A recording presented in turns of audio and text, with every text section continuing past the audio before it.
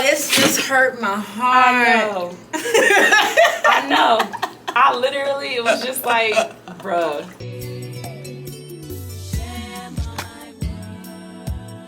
Hey everyone, welcome back to my channel. Oh, I love it. Yes, we get some interaction here. Okay, so welcome back to my channel. This is one of the contest winners. Basically, we're transforming her hair from a, well, we don't want to just call it damaged, but from more of an unhealthy state to a healthy state. So we'll be tracking the progress from now, which is January of 2025, and we're going to track the progress all the way out through to December 2025. So a year-long journey where we have Siani on a new regimen, a new hair care regimen. But first, we're gonna go in with the consultation, talk a little bit about her hair, see what she's been up to these past few months with her hair, and then we'll figure out where we need to go next from there. Okay, so nice to meet you. Nice to meet you. Let's just start off. You're natural, I'm assuming. How long have you been natural? I would say about, more than 10 years. Okay. I've been more than 10 years. You've had a relaxer before, yeah, cut it out, maybe grew it out, and now completely natural. Are you loving the natural? Yes, I love the natural, and I love the, the versatility of curls, straighten, all that stuff. All right, so walk me through what your hair care regimen looks like. Like, week to week, are you shampooing weekly, bi-weekly? What products are you using? Give me the whole spill it. So typically I'll probably do a wash day every 2 weeks. Okay. And as of recent, I've been using... Wash day consists of just shampooing, blow drying. What are you doing after? Like, what are you doing with your wash day? Typically, so I usually just wear my hair natural, like without any heat. So I don't even blow dry most of the time. You don't blow dry. So this is a wash and go or like a twist out or something of that nature? Yep. So I'll do the shampoo, condition, sometimes a deep condition. Okay. The main products that I usually will use are Mael. But I also, my fiance, he's a manager at Sephora, so honestly, whatever he brings home, I use. It's more so like the deep conditions. Okay. And the deep conditioners, and I know that not all the time those conditioners are for our hair. Exactly. So I'm like, That's okay. what I was about to say. They be pricey. Right. And that don't mean it's gonna work. Exactly. So I'm like, okay, I need to just really get to one that actually goes with my hair texture, and just what my hair actually needs and thrives with. So so you're at home hair care most of the time. You're not going to a stylist. Yeah. So if I do go to a stylist, it will be for like braids. And I would typically, last year I was getting into the point where I would go at least once a quarter to get my hair trimmed. Gotcha. But the person I was going to, she was good. She was a little pricey. And I was like, okay, I can keep this up. But but as far as when I was younger, I would get my hair done every like 2 weeks to a month, and I usually would get it straightened. So I kind of want to go back into that. To the point where I'm like, okay, I can, have it straightened and then go do a whatever type of style. Gotcha. And this is the year for me as far as I just want to get my hair done. I don't want to do my hair no more. So over the last few, years, months, have you noticed any big changes in your hair? Like, for instance, it used to be full, but now I'm seeing this, or it used to be this, and now I'm seeing this. So it was, it used to be, it was like a wave. So it used to be really damaged and dry and just kind of on the thinner side. Then over, I would say the last 2 years, it started to kind of get thickened up. And my strands were stronger. All right. So yeah, and it weren't as fragile. Gotcha. And then I started recently, I would say in the last couple months, but probably like last 6 months, it started to get really really dry and then like brittle again with the little knots, and then my edges have been like really suffering too. Gotcha. So when your hair was and I'm gonna say in a more healthy state. So when it was thick and not weak anymore, were you using Mael? Yeah. You were still using I was Mael. using the. So you were continuing to use it, and now it is when you're starting to see the damage. Yes. Okay. So one thing that I can say, it could be a number of things. So the first thing is your hair does get used to product. So something that may be working for you at first, when you start using it a year or two down the line, it's probably best to change the product because by then your hair is no longer going to benefit from the product. So sometimes switching it up could be beneficial. Yeah. But also it can also have a different effect. Yeah. You could be using something at first and not really seeing the damage it's causing until a year or two down the line. Sense. And then you're noticing, you know, what it actually, because your hair was probably in a healthy state when you started using Mael, and then, you know, you've been using it for a year or two, and now you're seeing the damage of it. Yeah. So that could be the case too. I will say, you know, obviously there's a lawsuit, so a lot of people have been losing their hair. I have had a lot of clients that were using Mael at home, like they were coming to me and using what I was using, and although I would tell them to use what I use at home, they were still using what they were using, and so I would know. I always notice. My clients are always like, "How you know?" I'm like, I'm in your head all the time. Yeah. But they would come in and I'm like, you're not doing something right. Like, and I would always have to ask, okay, what are you doing at home again? Tell me, remind me of the products that you're using. And that's when they would get stuck. Because they would be like, remind me of the products that you're using. The product that I told you to use a couple months ago. And they're like, oh, well, I ran out of the product that you told me to use, so I went and got Mael. And I'm like, see? Yeah. You wasn't listening. I would suggest, obviously, not using that product anymore.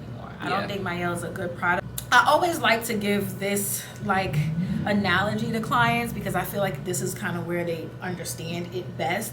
I put hair products in two different categories, okay? Kind of just like skincare. You got two different categories. You got your makeup, that's gonna make you look good. You put your makeup on, you cover all the blemishes, you're good, right? And then you got your skincare, the things that are actually gonna maintain the health of your skin. It's the same thing with your hair. You got makeup for the hair, and then you got hair care products that are actually going to maintain the health of your hair. All of those products that you can easily purchase in the beauty supply store, Mael, Cantu, Shea Moisture, damn near everything that's in the beauty supply store that's easily accessible is makeup.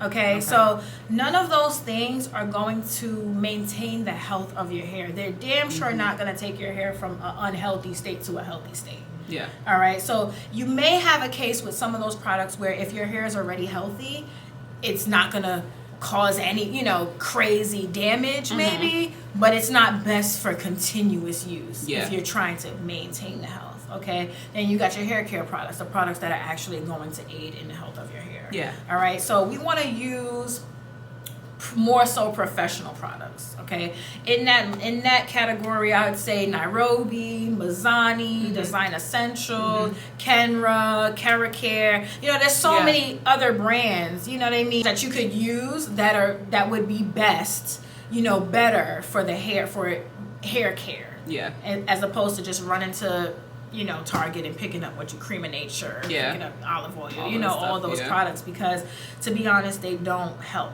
Right. People get stuck when they don't know what products to use. And then even with the professional products, some of the professional products might not work for you. So it's always best to know what your hair likes. Just like you do with skincare. I feel like a lot of people do a lot of research. Before buying a product, they'll, you know, go on YouTube, figure out who has skin like theirs, what are they using, why are they using it. They'll do research on the product before using it on their skin, but they don't do it with their hair. You know what I mean? A lot of people are just like, oh, let me try this. And that shouldn't be the case. Yeah, right. As far as like your treatments, you said you were using whatever your husband brought home. And then what about your trims? So I just started getting back on a regimen with that last year. So I would say last year I got... So last year was your last trim? My last trim was November. Okay. Oh, recent. Yeah. Okay, not too bad. Okay. Yeah. But in that year, I got 3 trims. So February, maybe June, and then November. Oh, okay. So I knew it wasn't consistent. Exactly. Okay. So. All right. So a lot of times when you miss a lot of time from getting a trim, what happens is you'll get severe split ends. So they usually go from splitting at the bottom, and then, you know, they'll go up. But we'll be able to talk more about that when your hair is straightened, because I do like to look at it when it's blow dried and straightened so I can see how the split ends actually look. But just looking at it right now, I can tell you do have some split ends, because your hair is very dense in the root, and then as it comes out, it starts to thin a little bit. So, but we'll look more into that. So I can already tell you do have a fine texture hair. It is, you know, it's a lot of density. You have a lot of hair on your head, but it is soft and very fine texture. So you want to make sure that whatever you do is low manipulation, not too much tension, because I can see how your hair could be weakened. Yeah. Okay. All right. So I don't see any scalp issues. You never have any issues issues with your scalp itching, not flakiness. Really. Okay. Yeah. Not abnormal. Okay. All right. So goal is thicker hair, longer hair, and we want some color. Yes. All right. So I can't promise the color now. Right. I know. Because we need to, we need to get some things right first. But I definitely feel like, you know, it won't really. I don't think it will take us the full year to get you, like, you know, on a right path. I would say we might not have long, luxurious, flowy hair by the end of the year, but we're definitely gonna have healthier, fuller. It is, and it will be longer. It will be longer. You have any questions before we get started? Not right now. All right, let's go. We're gonna go to the shampoo bowl. 5 years. You love it. I'm assuming you like it. You're still here. He loves it too. Okay. So I'm like, okay, he's the one that got me here. So you both moved from Philly. Okay. So he was down here first, and then I ended up. Glasses. Oh yeah, sorry. Then I ended up moving down. So we get married in March. Oh, so congratulations. Thank you. So we're like, so heads up. You're looking for okay. So So what style? Yeah, that's coming. That's tomorrow. That's tomorrow, basically. Jeez. So we're doing it's a destination wedding. Oh, nice. Okay. I'm gonna do a wig. Oh, you know wig? Okay, okay. So you sure for? That's what. We've been going back and forth with my best friend. She does hair. But, she does hair. Okay. But she doesn't specialize in like wigs and stuff like that, or like closures and nothing. The wig's getting colored, but I'm still scared. Got you. I'm like kind of like sketchy. Not even sketchy, because I really don't wear wigs like that. But that's why I would say for your wedding. Okay, I feel like if you're gonna do that, and this is just, you don't have to listen to me. This is just from experience doing weddings, and if you're gonna do a wig, get a wig prior to. And see and wear it and see if that's what you want. Yeah. Instead of waiting till closer, you know what I mean? We got the wig. Okay. She was getting it. She had someone getting color. This is all in Philly, my friend. Gotcha. So she has someone getting it colored the way we want it, like the what was it, balayage, the balayage. Balayage. Here we go. Okay, gotcha. Type and if you're doing okay, go ahead. Just go ahead. Go ahead. So that's where I was like, all right, I want that style as far as color. So I was like, I don't think we can do that with a sew-in, because if you can with balayage, because that's what I was gonna say. If you're getting balayage, which is dark at the top, and light at the end, you can literally color bundles and just have your dark hair at the top, and it just blends into the weave. Just like okay, because then even she was like, look. Right after the wedding, we can do like some jumbo like braids with the what is it? Not knotless. Oh, well, box braids. Box. Oh, like while she's there. So okay, well, I mean, she's a stylist, so she got you. Like even if you're not going, she got you. Okay. Well, you got a safe net then. Yeah. So I'm like. Thinking like, all right, because we're going to be there for a whole another week after. Right. And I'm like, this wig you definitely going to take the wig. Yeah, you definitely going to take that wig off. Before I realized I was getting, got with this, I have I'm getting a wig on Monday. What? Girl! Because my bachelorette weekend is next week. So Oh, I had girl! So I've been like, but I was like, I have to come in here. Oh, girl. You didn't have to. You could have told me that. Well, I didn't know. Oh, my goodness. So I have been like, oh my God. I'm like, all right, well, I'm going to get this. Okay. So I've just been like, all right, we're just going to go with it. And then, on Monday, you're getting a wig? Girl, yes. And I was like, I know I have to get it straightened. And I was just like, all right, it's okay. I'm going to eat it up. This just hurt my heart. I know. I literally, it was just like, bruh. But, because the schedule was not it. You could have, I should have told you. emailed me or something. This is not good because you don't want to straighten it, get a whole silk press just to put a wig on. I know, because then I was thinking on Monday morning, I was just going to do like a co-wash. What's today? Wednesday. That's 5 days. That ain't that. Okay, I mean, as far as hair health, it's not damaging. That's what I was thinking. But it is a waste of money. Right. But I had the appointment and I was like, damn, I gotta get this damn wig. Because I'm supposed to be seeing how I like a wig. Yeah. And I was like, so. Siani. I know. All right. I'm going to offer you some options here because it just don't make, it kind of don't make sense. I can save this footage. Put before twisting your hair and put you up under that dryer and you can just go and we reschedule. Okay. Or you just go through with it. But don't feel bad for me because I just wish you would have reached out to me to let me know. Okay, that was my But I don't want to waste a whole like that kind of just don't make sense because along with this process, I need to see how long your silk press lasts. I need to, so okay. So then, what does your schedule look like after? Let me set you up. Okay. I'm glad we started. See, I ain't playing games, y'all. I'm so sorry. Playing games, y'all. She getting a whole wig. No.